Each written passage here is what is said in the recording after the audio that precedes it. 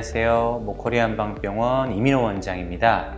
지난번에 저희가 척추관 협착증 환자가 꼭 알아야 할 10가지 사실 말씀드렸는데, 오늘은 내용을 좀 더 업그레이드하여 협착증에 대해 꼭 알아야 할 12가지 그 내용 설명드리려고 합니다.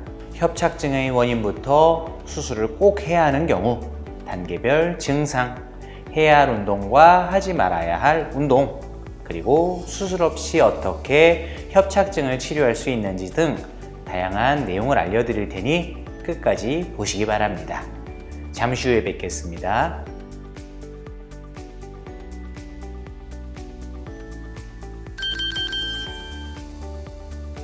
척추관 협착증에 대해 꼭 알아야 할 첫 번째, 협착증의 원인입니다.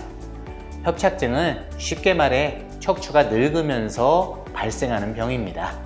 척추가 늙으면 뼈, 근육, 인대, 디스크, 후관절 등의 척추 구조물이 약해지고 흔들리게 됩니다. 특히 디스크와 후관절은 척추 뼈를 붙잡아주고 척추를 안정화시키는 역할을 하는데요. 이런 디스크나 후관절 등이 늙고 퇴행되면 척추 뼈를 탄탄하게 붙잡지 못하고 이로 인해 척추가 흔들리게 됩니다.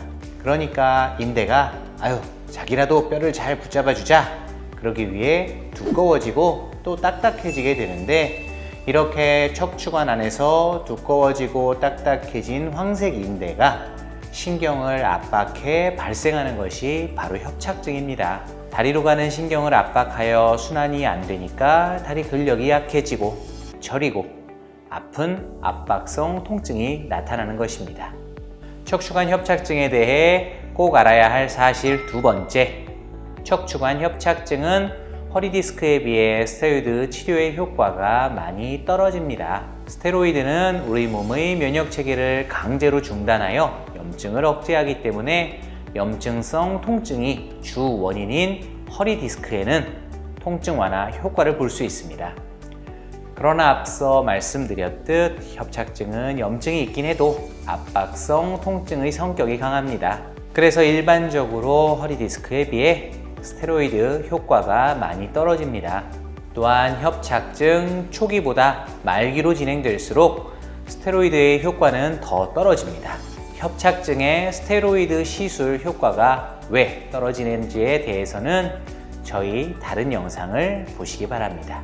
자, 그러다 보니 스테로이드 주사나 시술을 받고 효과가 없으면 결국 수술하자는 얘기를 듣게 되는데요. 협착증은 수술하지 않고도 초기, 중기, 말기 모두 한방으로 비수술 치료가 가능합니다. 이 얘기는 영상 뒷부분에서 더 자세히 말씀드리겠습니다. 자, 그러면 협착증 수술은 언제 해야 되느냐? 척추관 협착증에 대해 꼭 알아야 할 사실 세 번째, 협착증 수술이 꼭 필요한 경우는 심각한 마비 증상과 대소변 장애, 이렇게 두 가지 증상이 있을 때만 시행합니다. 이 경우만이 의학적인 이유로 협착증 수술을 해야 하는 것이죠. 협착증 초기라서 수술을 안 하고 말기니까 수술을 해야 하는 것이 아닙니다. 그러나 실제로 심각한 마비나 대소변 장애가 나타나는 경우는 매우 드물기 때문에 크게 걱정하실 필요는 없습니다. 척추관 협착증에 대해 꼭 알아야 할 사실 네 번째, 디스크와 달리 협착증은 시간이 갈수록 악화됩니다. 허리 디스크는 일반적으로 시간이 지나면 염증이 가라앉고 튀어나온 디스크도 우리 몸속으로 흡수될 가능성이 높습니다. 하지만 협착증은 시간이 지나도 퇴행으로 인해 딱딱해지고 두꺼워진 황색 인대가 부드러워지지 않으며 좁아진 척추관도 자연적으로 절대 넓어지지 않습니다. 협착증은 퇴행이 계속 진행되어 증상이 점점 더 나빠지는데, 이를 방치하면 가랑비에 옷 젖듯이 장기간에 걸쳐 보행 가능한 거리가 줄어들고 결국 못 걷게 됩니다. 그래서 증상이 그리 심하지 않은 초기 협착증일 때 치료를 받는 것이 더 좋습니다. 자, 그렇다면 협착증 초기, 중기, 말기별로 어떤 증상이 나타날까요? 척추관 협착증에 대해 꼭 알아야 할 사실 5번째. 척추관 협착증은 초기, 중기, 말기, 단계별로 나타나는 증상이 다 다릅니다. 협착증의 대표적인 증상이다 라고 하면 걸을 때 통증이 나타나는 것이라고 알고 계시는 분들이 많은데 초기부터 이러한 증상이 나타나지는 않습니다. 협착증 초기에는 허리와 엉치 부분이 아팠다 안 아팠다 하고 오후만 되면 다리 쪽이 뭔가 무겁고 나무토막처럼 뻣뻣한 느낌이 듭니다. 허리 통증이 없고 하지 증상만 있는 경우도 많다 보니 하지 정맥류 증상으로 오해하시는 경우도 있습니다. 그러다가 협착증 중기로 진행되면 본격적으로 걸을 때 다리가 저리고 아픈 증상이 나타나고요. 최종 단계인 협착증 말기에 이르게 되면 통증과 더불어 하지 근력 저하로 인해 걷는 것 자체가 어려워집니다. 말기 협착증이 되면 통원 치료가 어려워지고 반드시 입원 집중 치료를 해야 합니다. 말기 협착증 환자의 입원 집중 치료법에 대한 자세한 내용은 저희 다른 영상을 참고하시기 바랍니다. 자, 6번째 내용은 협착증 운동 이야기인데요. 잠시 후에 알려드리겠습니다.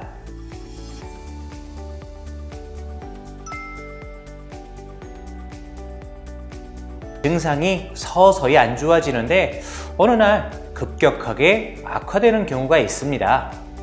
척추관 협착증에 대해 꼭 알아야 할 사실 6번째. 협착증 증상이 급속도로 나빠지는 가장 큰 원인은 무리한 운동 때문입니다.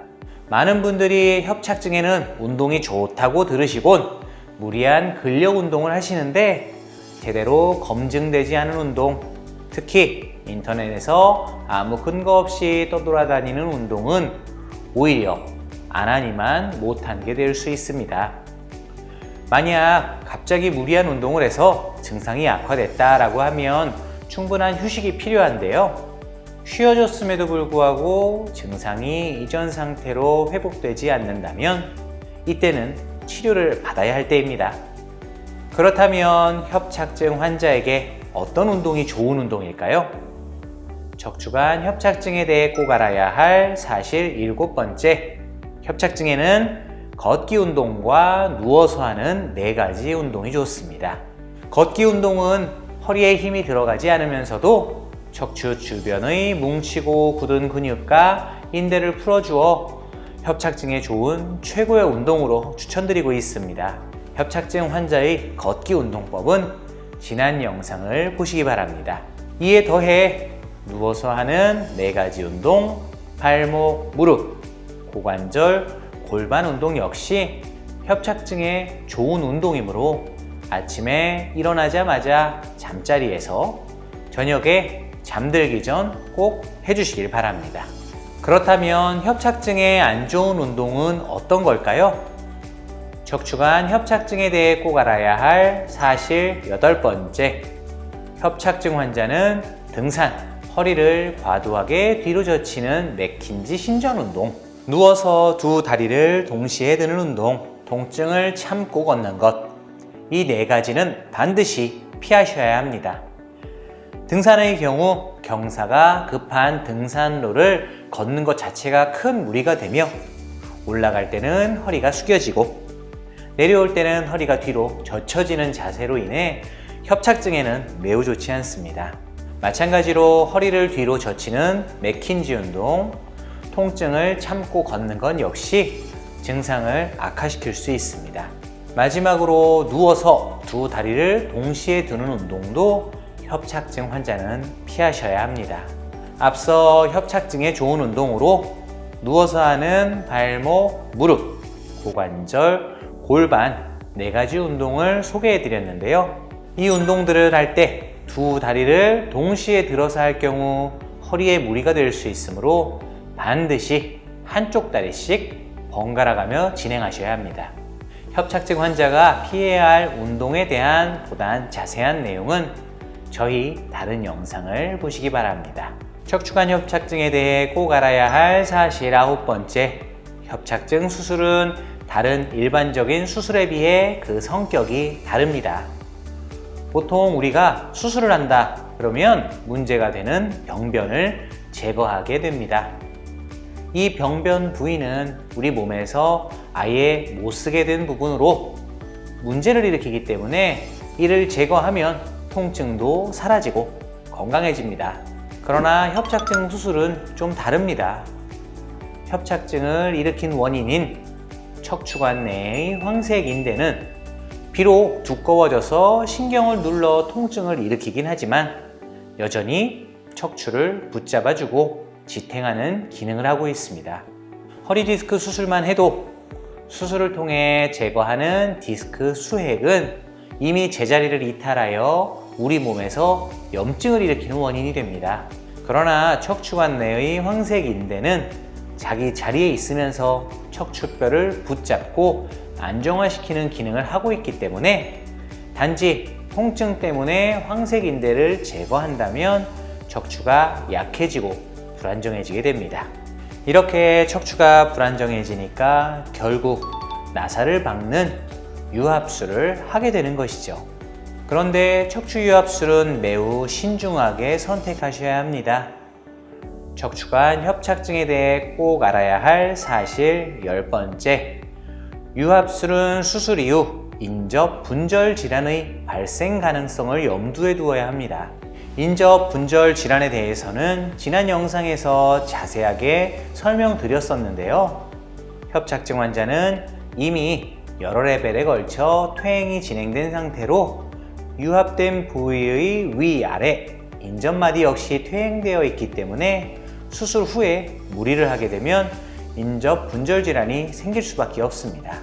그래서 협착증 환자는 유합술 이후 생길 수 있는 인접 분절 질환에 대해 충분히 알고 있어야 하며 수술을 진행하는 병원 역시 수술 이후에 인접 분절 질환의 발생 가능성과 예방법에 대해 철저히 교육해줘야 합니다. 그러나 많은 환자분들이 이러한 내용을 거의 모르고 계시기에 굉장히 안타까운 마음이 듭니다. 인접 분절 질환은 말기 협착증보다 치료가 훨씬 어렵고 까다로우므로 애초에 수술은 신중하게 결정하셔야 합니다. 유합술 후 발생하는 인접 분절 질환에 대한 자세한 내용은 저희 다른 영상을 보시기 바랍니다. 그렇다면 저희 목허리 한방병원에서는 수술 없이 어떻게 협착증을 좋아지게 할까요? 척추관 협착증에 대해 꼭 알아야 할 사실 11번째, 협착증 한방치료는 퇴행으로 인해 두꺼워지고 딱딱해져 신경을 압박하는 척추관 내의 인대와 척추 주변의 근육을 풀어주는 것이 핵심입니다. 앞서 협착증의 발생 주된 원인은 퇴행되어 딱딱해지고 두꺼워져 신경을 압박하는 척추관 내의 황색인대라고 말씀드렸습니다. 따라서 굳어진 황색인대를 부드럽고 유연하게 만들어주는 치료가 필요합니다. 굳어진 척추, 인대, 마디마디를 부드럽고 세밀하게 밀고 당기는 추나요법으로 퇴행되어 뭉친 인대와 근육을 유연하게 해주고 약침 치료를 통해 통증을 줄여줍니다. 이에 한약을 더해 척추관 내에서 압박된 신경과 다리로 가는 신경 주변 혈관들이 원활하게 순환이 되는데 도움을 주어 신경 압박으로 인한 통증을 개선합니다. 이러한 협착증 한방치료 효과는 미국 유명 병원과의 공동 연구를 통해 말기 협착증 환자의 평균 보행거리가 치료 이후 11배 증가했다는 내용이 2019년 국제학술지에 발표되었습니다. 논문에 대한 내용은 저희가 올린 다른 영상을 보시기 바랍니다. 척추관 협착증에 대해 꼭 알아야 할 사실 12번째, 협착증 한방치료 후에 통증이 좋아지면 굽어있던 허리가 펴질 수 있습니다. 협착증 환자분들은 보면 대부분 허리가 굽어있는 것을 볼 수 있는데요. 허리를 구부린 자세가 편하기 때문에 그 자세를 유지하는 게 아니고 허리를 숙이면 좁아져 있던 척추관이 일시적으로 넓어지면서 통증이 완화되는 것을 느낄 수 있기 때문입니다. 결국 통증으로 인해 어쩔 수 없이 허리를 구부정하게 숙이고 다닌다는 말이 됩니다. 따라서 협착증으로 인해 굽어진 허리는 치료를 통해 통증이 완화되면 자연스럽게 펴질 수 있습니다. 이상으로 오늘 영상 마치겠습니다. 감사합니다.